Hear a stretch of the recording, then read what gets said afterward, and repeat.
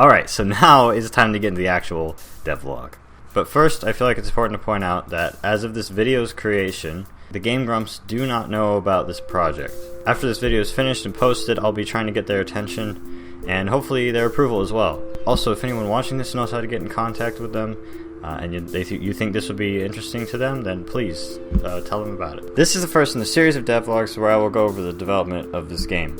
I'll be posting them once a month, and each new video will be covering what's been done up to that point in the game's development. I've already covered much of the development on my blog, up to before I started making things more Game Grumpy.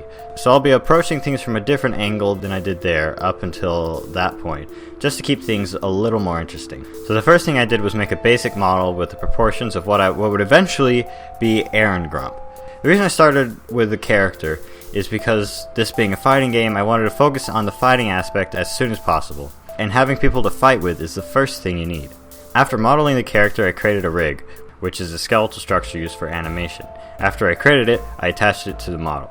Once completed, I was able to start making animations to use in the game.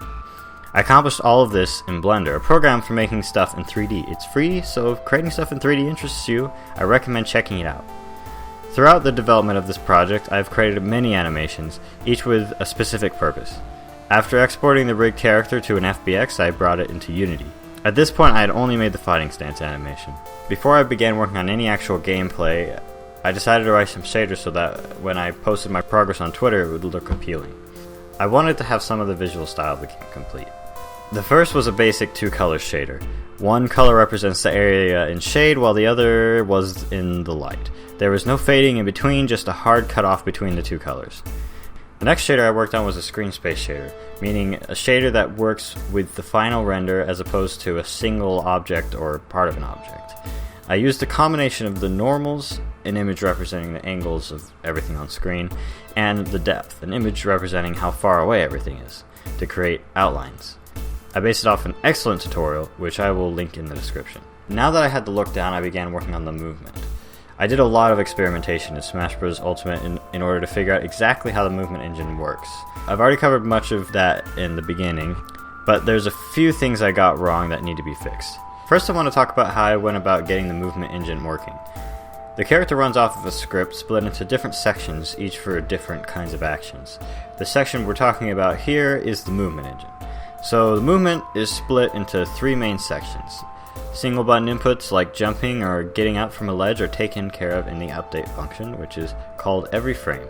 Continual inputs like movements and physics happen in Unity's physics function called fix update, which is called exactly 60 times per second. Animations are taken care of in a separate function, but that function is called within update. Now I'd like to go over the process of how I got a few of the more complex aspects of the movement engine working. So first I'd like to talk about the platforms you can fall through. I call them one-way platforms since you can jump through them, but still land on top. In order to get them working, the character script finds all the platforms labeled as one-way platforms and checks if the player's position is within the left and right bounds of the platform's edges, and if the player's position is above the platform. When this is the case, the player interacts with the platform, and when it's not, the player doesn't. Next up is ledge grabbing. This one was especially tricky. Getting the player to grab the ledge was simple enough, but transitioning from holding onto the ledge to standing on the platform, that was the tricky part. The way it works is the animation plays, and just as it transitions, the player is teleported to the position. It usually works well, but there's a glitch where sometimes the animation transition is off by a few frames, and you get this weird result.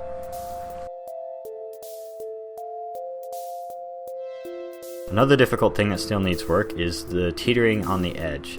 This was the last thing I implemented into the movement. If you're staying close enough to the edge, and you're walking slower than half speed towards it, you're clamped to the edge, making it so you can't move unless you walk away from the edge or walk faster than half speed off the edge. That's how it works in theory anyways. Turns out the way of jumping working is wrong as well. The height you jump is supposed to be based on whether you let go of jump before or after launching off the ground. Instead, I have it based on how long you hold it for. If you hold jump too long, then you do a regular jump, but a small tap will give you a short hop. Also, I'm pretty sure you could still hold on to the ledge forever, but you're supposed to fall down after a while.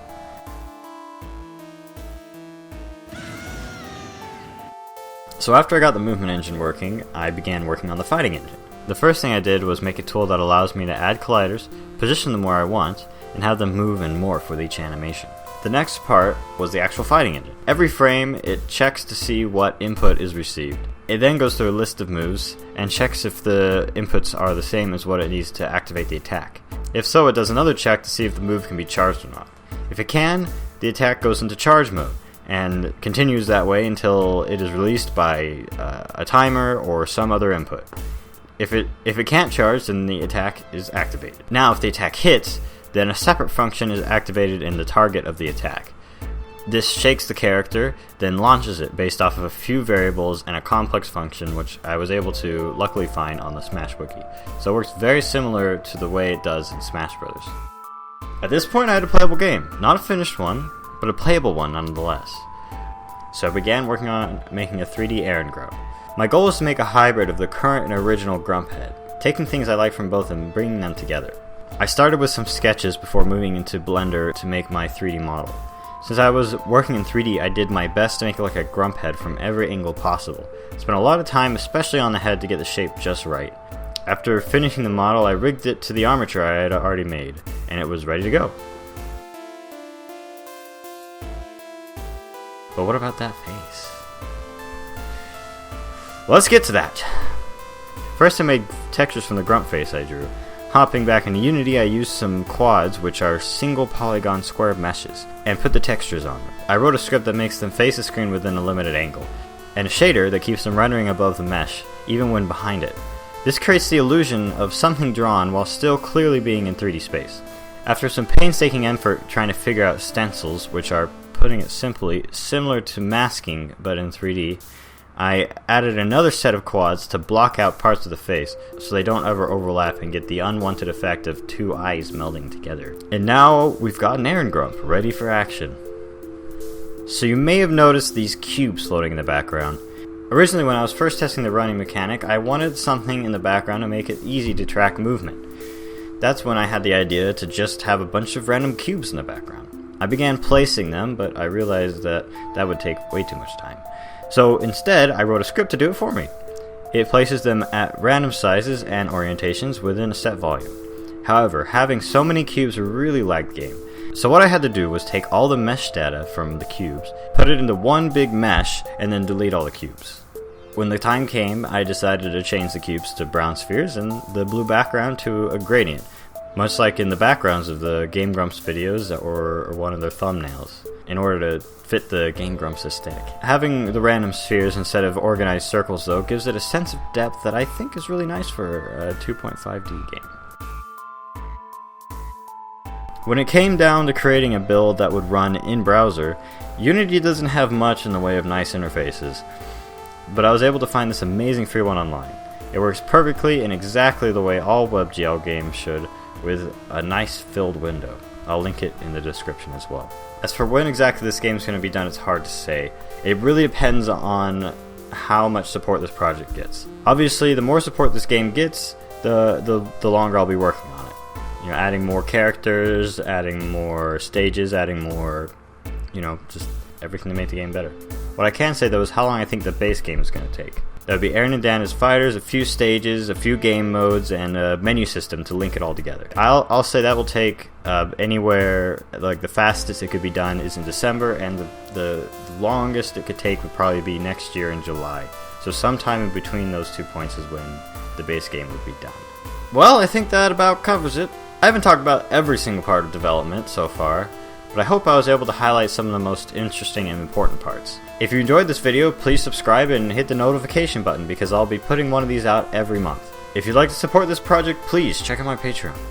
And if you'd like to keep up with the development on an even closer basis, you should follow @PlayingWColor on Twitter. That's me. Thanks for watching. See ya.